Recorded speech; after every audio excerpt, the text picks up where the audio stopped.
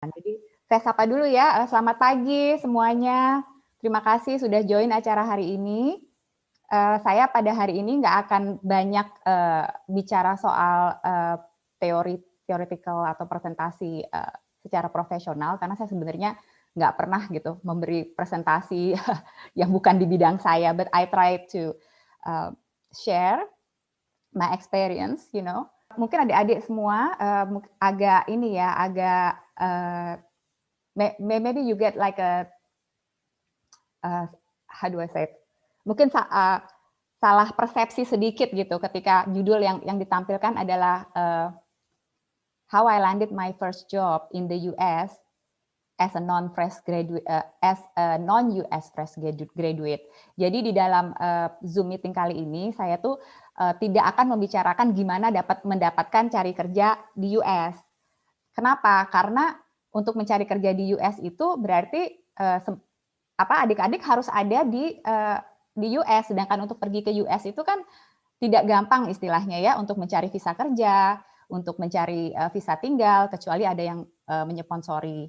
Jadi sebenarnya yang mau saya share hari ini tuh adalah my struggle in the US as a fresh graduate of a non-US university. Jadi, so how do I get a job without much experience? Jadi waktu itu tahun berapa ya, saya tuh ke Amerika itu tahun 2000. Tahun 2000 itu saya sebenarnya sudah tinggal di Inggris selama 2 tahun dan saya tidak punya pengalaman kerja. Saya cuman jadi saya tuh baru lulus sekolah, saya sudah keluar negeri karena saya menikah dengan suami saya yang kebetulan sama-sama fresh graduate juga. Cuman dia adalah orang Inggris. Jadi both of us we have no experience, we don't know how to start, we don't even know, you know, what kind of jobs are there for us. Jadi kita berdua sama-sama struggling, and then you know, kita pergi ke US, and then di US pun biasanya di US itu mereka itu hanya recognize universitas-universitas yang ada di Amerika. Kenapa? Karena ya kalau misalnya orang-orang yang tidak fresh graduate tidak mempunyai pendidikan di Amerika, mereka itu tidak bisa relate. Jadi universitas kita tuh tidak punya reputasi buat mereka, tidak ada referensi buat employer. Jadi agak susah cari kerja kalau misalnya kita ke sana sebagai fresh graduate, dan saya rasa juga sama kondisinya ketika Anda baru lulus kuliah mau cari kerja, itu juga susah karena tidak ada referensi, tidak ada pengalaman kerja. Jadi disinilah yang saya itu ingin berbagi. Jadi sama seperti yang lain, waktu itu saya dan suami itu namanya ngirim surat lamaran tuh sampai ratusan. Ke semua perusahaan, kita cari lowongan di internet, kita ke perusahaan-perusahaan, tanya apakah ada lowongan, benar-benar kita tuh door to door gitu. Tapi tetap waktu itu tidak dapat kerja ya, karena memang tidak ada referensi itu tadi. Suami saya orang Inggris, kuliahnya dari Inggris. Ketika ke Amerika, mereka nggak tahu universitasnya itu apa. Dan apalagi saya, mereka Indonesia aja nggak tahu Indonesia itu ada di mana, gitu kan? Jadi waktu itu saya akhirnya harus being kreatif ya. Kita harus kreatif gitu. Ketika kita sudah ada hit a wall, kita harus kreatif. Jadi saya mulai dengan networking, dengan volunteer. Oke, Mbak Ratna mungkin kita bisa next ya ke slide berikutnya. Oke. Jadi pada waktu itu kita sudah sangat-sangat struggle, tapi for me because saya itu sebenarnya lebih gampang bikin networking daripada suami saya. Jadi saya dapat kerja lebih dahulu, tetapi ini saya akan cerita is very very low ya, because karena saya tidak punya referensi, saya tidak punya reputasi buat para employer itu. Jadi saya tuh actually start my work itu karena kita sudah putus asa, dia nggak dapat kerja, saya nggak dapat kerja, saya started sebagai waitress di restoran Cina, like almost Indonesian people yang datang ke Amerika, tetapi tidak punya background pendidikan formal dari Amerika.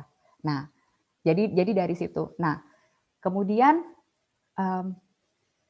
saya itu start bikin networking. Nah, disinilah saya itu tuh belajar gitu loh, bagaimana sih orang-orang Amerika itu mempresentasikan dirinya.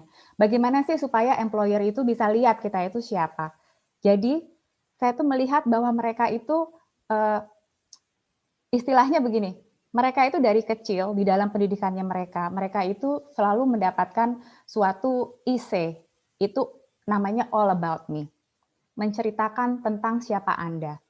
Jadi kita tuh harus tahu gitu loh, kita itu siapa dan kita bisa merepresentasikan kita itu kepada customer. Jadi kita harus tahu, understand your value, for example.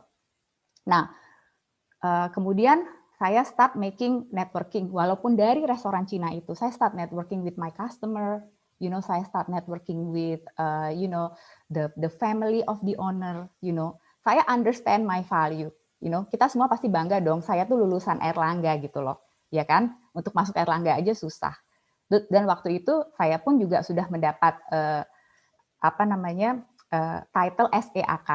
Yang SEAK itu kalau nggak salah sekarang itu ada professional PES ya, betul nggak sih Mbak Ratna? Is that right? Untuk mendapatkan profesionalisme akuntansi itu? Iya betul Bu, ada sertifikasi kompetensi juga sekarang. Kalau dari Kementerian Tenaga Kerja malah sekarang ada sertifikasi kompetensi profesi melalui Badan Nasional Sertifikasi Profesi BNSP kayak gitu. Right. Nah, seperti itu. Jadi saya tuh sebenarnya understand my value. Ketika saya tuh bekerja sebagai waitress bersama, ya, misalnya saya tidak merendahkan imigran, terutama sekarang yang lagi ngetren nih di Amerika adalah illegal immigrant. Can you please go back to the first one, Mbak Ratna? Ya, the second one. Understand your value. Saya tidak merendahkan mereka ya, karena di sini tuh banyak sekali illegal immigrants yang sekarang memang lagi rame isunya yang di Amerika. Nah, back then itu tuh tidak ada isu seperti itu gitu. Jadi mereka datang aja dan saya working with them gitu. Ini orang-orang yang istilahnya less educated, less skill dan basically I feel like I have more value than them. Nah dari situ itu saya start making myself noticeable, walaupun hanya sebagai waitress doing the same thing. Nah, terus yang kedua, itu saya juga mempelajari bahwa experience is the king. Nah, maksudnya apa nih experience is the king? Ketika saya bekerja sebagai waitress tersebut, saya ya kebetulan karena saya understand my value and I show the employer to my value. Jadi saya tuh cepet banget saya itu akhirnya bisa menjadi kasir dan bisa menjadi asisten manajer di rumah makan Cina tersebut. Nah, what does it mean with experience is the king? Experience is the king itu ketika saya menjadi waitress, saya tuh nggak cuma melis pekerjaan saya, jadi waitress itu saya harus ngangkatin piring, saya harus taruh piring itu di dapur gitu kan, bagaimana melayani orang. No, tetapi saya tuh belajar how it is to serve the customer, to give service. Jadi dari situ saya belajar tentang customer behavior, ya kan? Nah, kenapa kita bilang experience ini is the king? Karena ketika saya my first job, saya bilang saya experience, but I'm not talking about how I clean the table, how I serve the food. I did not talk about it. I talk about my experience serving the client, understanding personal customer behavior, and then how to make them back. Jadi part of the marketing. Nanti saya akan ceritakan kenapa itu penting, namanya dream ya. Kita harus set up our dream, our goal. Kalau kita nggak punya goal, kita tuh nggak tahu apa yang mau kita lakukan. Contoh, kita mau jadi apa sih gitu. Jadi kadang-kadang orang tuh kalau agak desperate ya sudah ya saya juga mengalami gitu ya, sudah ratusan lamaran kemana-mana, nggak ada yang manggil. Akhirnya kita yang tidak fokus, kita itu mau jadi apa di kemudian hari gitu. Jadi ini tuh penting, set up your dream, karena ini adalah you put base on what you wanna get in your career. Kamu mau nyampe di mana karirnya itu. Nah, lalu yang kedua, tadi ya, be yourself, merepresentasikan diri kita, tetapi again, first impression itu matter gitu. Maksudnya gini, oke, kita mau jadi seperti diri kita sendiri, tetapi kita juga harus menyesuaikan gitu loh. Apa sih yang diekspektasi oleh community, oleh calon employer, for example. Nah, that's what we need to represent ourselves supaya kita bisa kasih a good impression in the beginning. Nah, yang kedua yang juga penting untuk diingat itu adalah social media. It's all about me. Kalau zaman saya dulu nggak ada sosial media ya, jadi saya nggak terlalu khawatir tentang ini. Tetapi zaman sekarang, employer itu akan lihat gitu sosial media. Nah, you can like talk to them about like a big thing about you are like this, like that, you know. Tapi ketika mereka cek di sosial media, kenyataannya tidak seperti itu, misalnya. Jadi, be careful with social media. Jadi maksud saya merepresentasikan ini pada saat ini. Yang pertama itu adalah ini adalah untuk base, untuk tetap yakin about your value. Walaupun kita tuh struggle cari pekerjaan gak dapat ngelamar ke sana kemari gak dapat, even if we started our career ya in the very very bottom line, itu kita nggak boleh lupa gitu, kita nggak boleh patah semangat, terus udah gitu tidak mempunyai value untuk diri kita sendiri, itu jangan sampai gitu. Nah, Mbak Ratna boleh the next one. Nah, terus ini sekarang ketika kita sudah bisa skor dipanggil sama employer, you know, you get a way to see them. Consider these 3 ways to communicate your value to potential employers. 1, reflect on your interest and skill. Maksudnya apa ini? Jadi maksudnya begini. Jadi kita tuh di resume itu kenapa sih kok orang itu nanya hobi? Kenapa sih orang itu kok nanya pernah volunteer di mana? Kegiatannya tuh apa? Nah, itu karena the employer wants to see gitu loh. What you like, you know. What did you do waktu kamu di sekolah? Jadi mereka itu bisa memetakan calon employee itu cocok enggak untuk pekerjaan yang ditawarkan. Nah, jadi ini penting gitu loh. Jadi pada saat melamar pekerjaan itu tunjukkan gitu siapa diri Anda dengan your interest itu tadi, dengan hobi, dengan kegiatan ekstrakurikulernya. Nah, itu penting sekali. Jadi saran saya ya buat adik-adik semua yang ada di masih kuliah pada saat ini, cobalah cari kegiatan ekstrakurikuler. Entah itu pecinta alam, atau itu di bagian social study, something like that, you know, di bidang kemasyarakatan, di bidang kemasyarakatan atau di bidang akademik, you know, harus punya suatu kegiatan ekstrakurikuler gitu, dan hobi itu tadi. Nah, lalu yang kedua yang harus ada di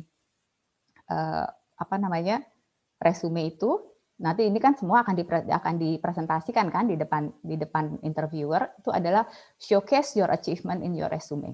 Maksudnya apa? Yang seperti tadi, misalnya saya bekerja sebagai waitress ya, saya nggak bilang sama dia, oh pekerjaan saya waktu jadi waitress saya serving makanan, terus saya harus bersihin meja, harus melayani customer. No. Nah, saya bilang di situ kalau saya merepresentasikan saya tuh saya bilang bahwa oh ya saya jadi waitress, you know. Dengan jadi waitress itu saya memahami customer behavior, you know, I do this and that to make them come back, you know, that's way my employer you know, notice me and I get a promotion. Promotionnya jadi kasir misalnya. That is very very small job, ya kan?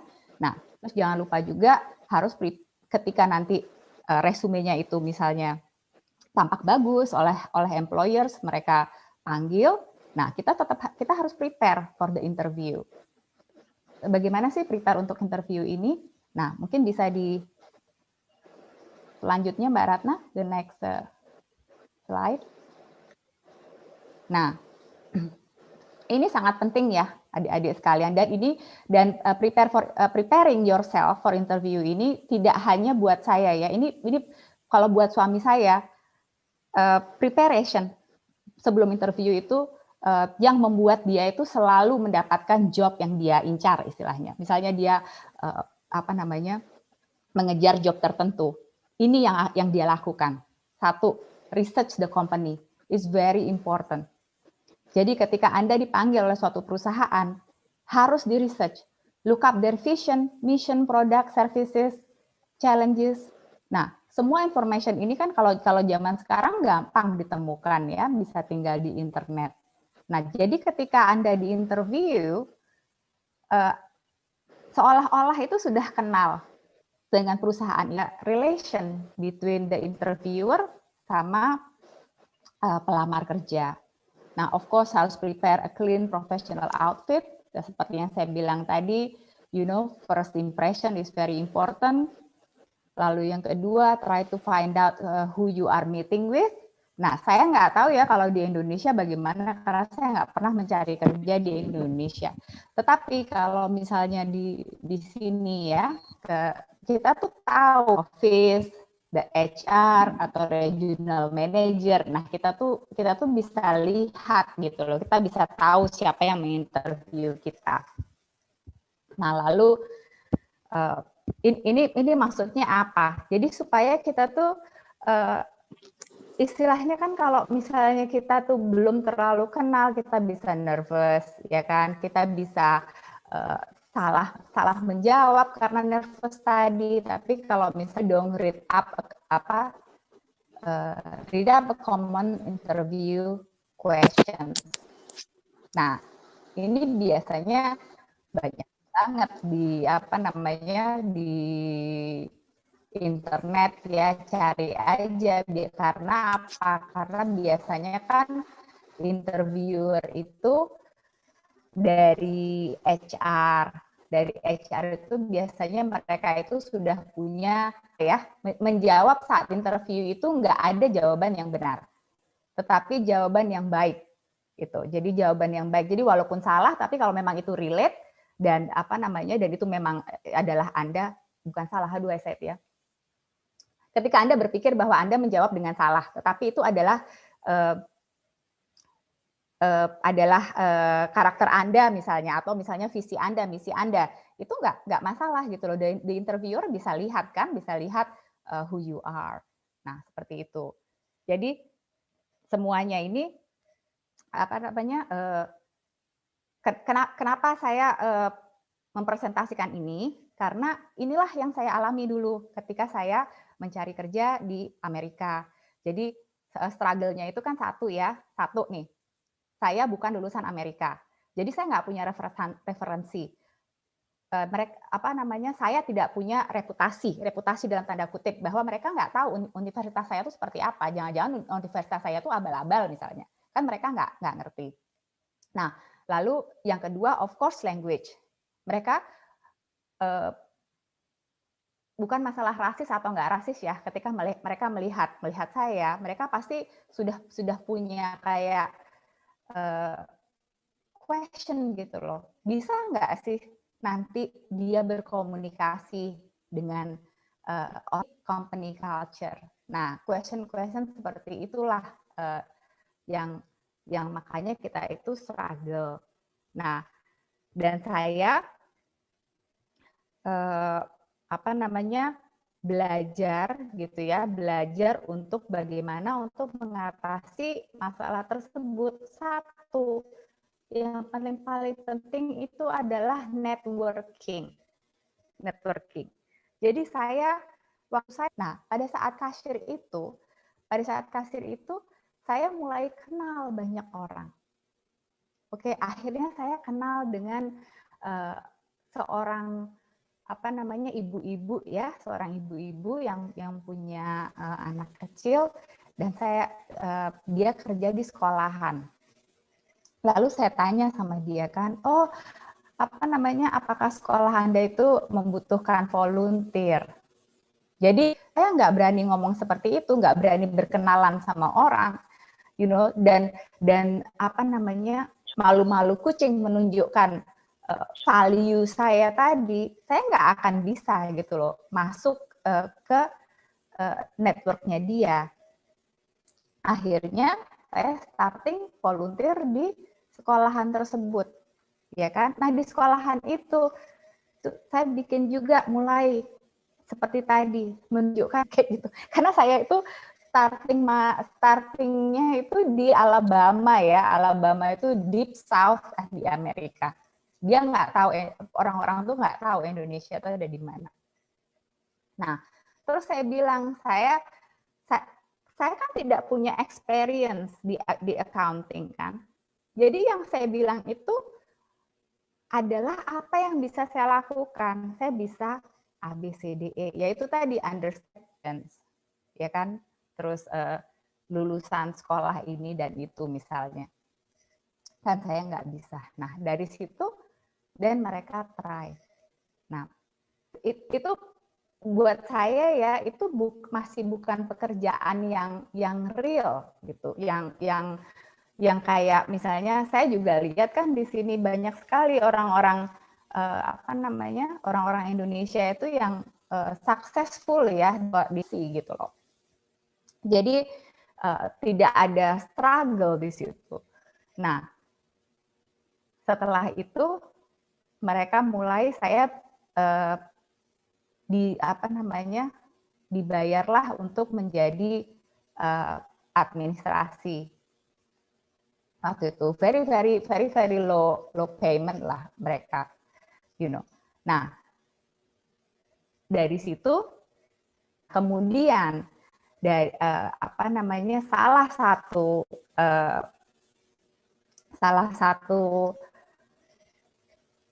orang tua murid pada saat itu bilang sama saya, hey Happy, you know what? It's actually my company is looking for someone, you know, for doing certain, you know, accounting thing. Mana ya, you know, saya cuma punya ijazah tuh dari Indonesia, gitu kan? Oh, that's okay, katanya gitu. Kamu terjemahin aja your ijazah itu. Jadi di sini itu ada kayak namanya tuh suatu instansi yang saya itu bisa kirim ijazah yang dari UNER tersebut untuk diterjemahkan sama mereka. Jadi ditranskrip sesuai dengan what they want lah, you know. Nah, kemudian saya juga harus mengambil another certification. Waktu itu 3 bulan certification yang saya harus ambil untuk bisa mencapai accounting tersebut. Nah, ya udah, terus jadi karena saya sudah membuat networking ini tadi, ketika saya menulis surat lamaran, you know, mereka sebenarnya sih bukan kayak koneksi ya. Jadi saya itu cuma dikasih tahu aja, so you write to this person, you do this, do that. Jadi ketika saya melakukan semuanya itu, dipanggillah saya buat interview. Nah, disitulah kemudian saya research tentang company itu. Jadi ketika the interviewer itu menginterview saya dan saya menceritakan gitu ya, menceritakan tentang company-nya dia, what I like to do in the company, you know, dan saya sedikit bilang bahwa saya tahu ini, tahu itu tentang company-nya itu, mereka impress gitu loh. Mereka impress dan akhirnya saya bisa mendapatkan kerja. Jadi pada saat itulah saya akhirnya mendapatkan pekerjaan sebagai tax consultant di perusahaan yang dia itu adalah perusahaan tax terbesar di Amerika. Dan saya mendapatkan full time job. Jadi maksud saya memang kalau kita fresh graduate dan new gitu memang susah gitu untuk mencari pekerjaan ketika nggak ada yang nggak punya yaitu tadi belum punya networking. That's why we really need to untuk bisa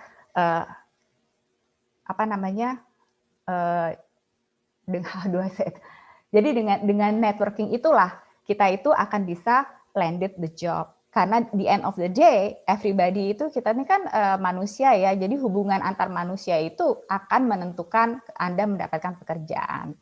Seperti itu.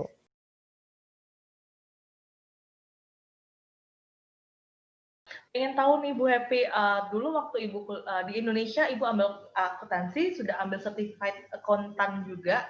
Nah, untuk memulai karir di US itu kan biasanya kurikulumnya berbeda. Nah, harus ada matrikulasi kah? Harus ambil sertifikasi lain lagi? Nah, mungkin bisa di-share Bu sertifikasi apa yang diambil, atau mungkin kalau teman-teman yang mau melanjutkan apa namanya mau berprofesi sebagai akuntan di US itu untuk apply jobnya kan, kalau misalkan dari narasumber kita yang sebelumnya lewat LinkedIn. Nah, kalau mungkin dari Bu Happy, kalau misalkan di US sendiri, dari pengalamannya Bu Happy untuk fresh graduate, biasanya harus melalui agensi kah? Terus juga apakah bisa melamar langsung ke perusahaan lewat website perusahaannya langsung? Atau Bu Happy pernah punya pengalaman dengan agensi? Oke, jadi gini ya. Saya tuh sebenarnya nggak punya pengalaman tentang agensi, tetapi saya tuh sering bertemu dengan orang-orang Indonesia yang kerja itu melalui agensi. Tetapi biasanya agensi ini pekerjaannya itu yang hourly job ya, itu bukan seperti pekerjaan yang kita dambakan. Saya bukannya saya bangga sekali jadi alumni UNER ya, gitu aja. Zaman saya dulu untuk masuk UNER itu susah sekali UMPTN itu, dan jadi sebenarnya sih buat saya dulu UNER itu pilihan ketiga ya, karena saya nggak masuk di pilihan 1 dan kedua saya. Tetapi even then itu tuh sudah susah masuk di UNER itu. Nah, jadi kalau misalnya lewat agensi dan sampai di sana kerjanya itu hanya kerja yang hourly saja, oke, kelihatan mungkin banyak di Indonesia kan rupiahnya, tetapi sebenarnya kalau di sini juga nggak banyak itu duitnya kan. So the best way, kalau misalnya mau kerja di Amerika, haruslah melamar di perusahaan-perusahaan multinasional di Indonesia. Jadi ketika kalian ke sini, kalian itu sudah establish karirnya gitu. Dan you have di sini kan kita tuh nggak hanya memperhitungkan how much money you take home ya, tetapi juga harus memperhitungkan benefit health insurance, very very important. Jadi kalau misalnya pekerjaannya nggak bagus, nggak bisa punya health insurance. Terus yang kedua harus ada bayar employer tax segala macam. Kalau misalnya pakai agensi, karena asal tahu aja, saya tuh sebenarnya punya saudara sepupu ya. Saudara sepupu dia itu adalah lulusan UGM zaman saya dulu kan, yang pada saat itu apa Mbak yang namanya teknik nuklir ya, teknik nuklir back then. Ya. Nah, jadi dia itu lulusan UGM teknik nuklir, kerja di Amerika melalui agensi, tapi kerjanya itu cuma jadi buruh di pabrik. So what gitu loh. Jadi to me it's not a good job gitu kan. Nah, mungkin yang akan mereka mau lakukan itu adalah menurut sepupu saya itu dia berpikir kalau dia sudah di Amerika, dia bisa cari pekerjaan yang lain yang sesuai dengan profesionalnya dia, ya kan, sebagai lulusannya dia. Tetapi permasalahannya kita tuh nggak gampang juga kerja di Amerika seperti itu. Karena kalau misalnya kita tidak punya green card dan kita bukan citizen, kan perusahaan harus menyponsorin. Nah, menyponsori ini itu nggak banyak perusahaan yang mau, kecuali memang big multinational company kayak misalnya oil company, financial company, terus health atau kayak Apple seperti itu gitu. Nah, jadi kalau menurut saya sih better ya memang harus starting dari Indonesia. Dan satu lagi, culture ya, culture perusahaan itu tuh sebenarnya sama. Jadi kalau misalnya culture multinational company, American multinational company di Indonesia, itu pasti culture-nya sama dengan yang ada di Amerika. Satu, they like mereka tuh suka kandidat yang berani menunjukkan gitu loh dirinya itu bisa apa, kemampuannya apa, outspoken. Karena American culture itu seperti itu, gitu. Jadi harus bisa menunjukkan your idea, your vision, your mission, and what you want to get in the end. Pengalaman suami saya itu LinkedIn itu pada saat ini ya, LinkedIn itu sangat efektif. Jadi suami saya itu selalu mendapatkan pekerjaan itu dari LinkedIn karena banyak apa sih namanya Mbak yang suka mencari-cari kerja, bukan kayak Career Hunter. Bukan kayak agensi ya, apa namanya? Career Hunter. Yes. The headhunter itu actually look into LinkedIn. Nah, suami saya pun kalau mau hire orang, mereka juga lihat di LinkedIn.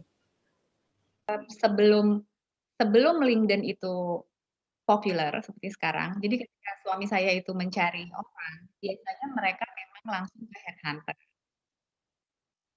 Jadi sekarang sebagai fresh graduate, bagaimana supaya kalian itu bisa salah ya. Sebenarnya kalau headhunter itu lebih kepada orang yang sudah punya pengalaman. Jadi bagaimana untuk menarik perhatian dari headhunter tersebut.